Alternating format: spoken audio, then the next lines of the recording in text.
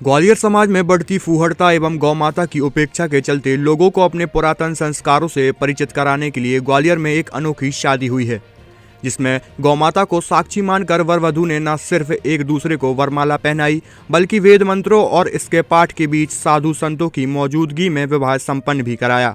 दरअसल DRP line में रहने वाली रंजना शर्मा की शादी आगरा निवासी यतेंद्र शर्मा के साथ तय हुई थी। रंजना के परिवार की इच्छा थी कि शादी को गौमाता की मौजूदगी में संपन्न कराया जाए। उन्होंने अपनी भावना से वर पक्ष को अवगत कराया, जो इसके लिए सहर्ष तैयार हो गया। मंगलवार को इस शादी का आयोजन मैरिज गार्डन रंग महल में होना तय किया गया।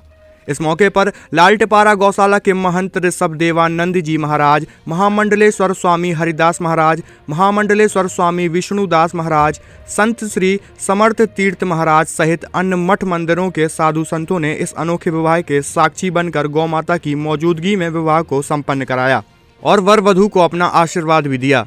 रंजना के भाई अभिषेक शर्मा का कहना है कि समाज को गौमाता संरक्षण एवं संवर्धन के प्रति जागरूक रहने के लिए यह आयोजन किया गया है। सबसे पहले शंखनाद ध्वनि वेद मंत्रोच्चारण के बीच वर वधू ने संतों की मौजूदगी में गौ पूजन किया।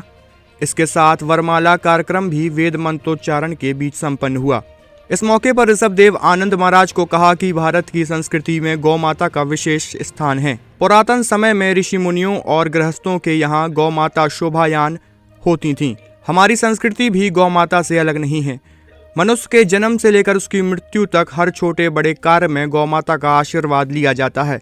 लेकिन मौजूदा दौर में हम अपनी भारतीय संस्कृति को त्याग कर पाश्चात्य संगीत संस्कृति की ओर चले जा रहे हैं।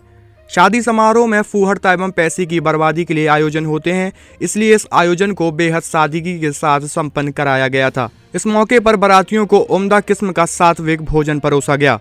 आयोजकों का कहना है कि इस तरह के विवाह आयोजनों से हम गौमाता के संरक्षण और संवर्धन के लिए लोगों को प्रोत्साहित कर रहे हैं। समाज में गौ संरक्षण और संवर्धन हेतु समाज को जागृत करने के लिए समाज भी गाय माता से जुड़े।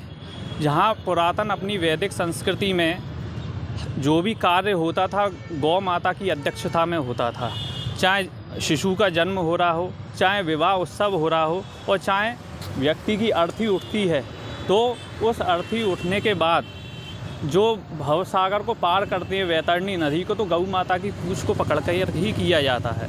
तो गौ माता की भूमिका मनुष्य के जीवन में हर भूमिका में अहम है और इस कार्यक्रम में विवाह उत्सव में सबसे पहले गौ माता का पूजन हुआ। शंखनाद वेदोच्चारण के द्वारा गौ माता का पूजन किया गया।